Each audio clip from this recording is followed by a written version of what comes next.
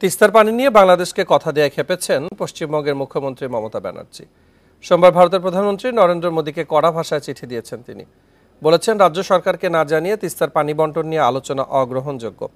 তিস্তা নিয়ে কোনো চুক্তি হলে দেশ জুড়ে বিক্ষোভের হুঁশিয়ারি দিয়েছেন মমতা।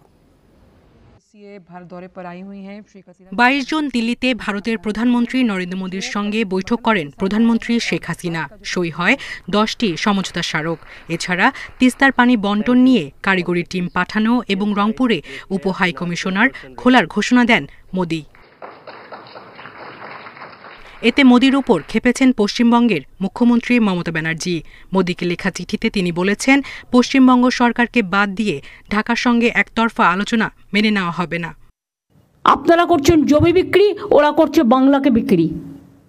জলের আরেক নাম জীবন।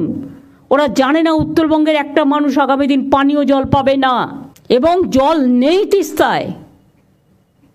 গায়ের জোরে ভাবছে নর্থ বেঙ্গল থেকে জিতেছি বলে নর্থ বেঙ্গলের মানুষকে ডিপ্রাইভ করব।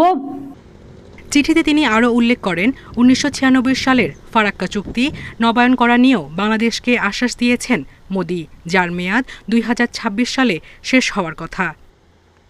তিস্তা ও ফারাক্কা চুক্তি ইস্যুতে একতরফা সিদ্ধান্ত হলে দেশ জুড়ে আন্দোলনের ডাক দেবেন বলেও হুঁশিয়ারি দেন মমতা।